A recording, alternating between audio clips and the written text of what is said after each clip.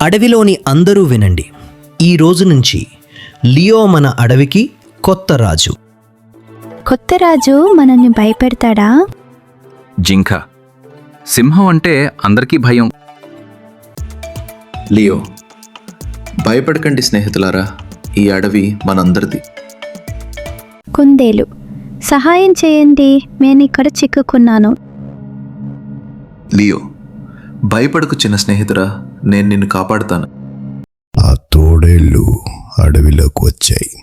స్నేహితులారా, మనమందరం కలిసి అడవిని రక్షిద్దాం. నేను దారిని ఆపేస్తాను. నేను పండ్లు విసురుతాను. అన్ని జంతువులు కలిసి ఉన్నాయి. జింక, తోడేలు పారిపోతున్నాయి. అన్ని జంతువులు మన మంచి రాజు లియోకి జై.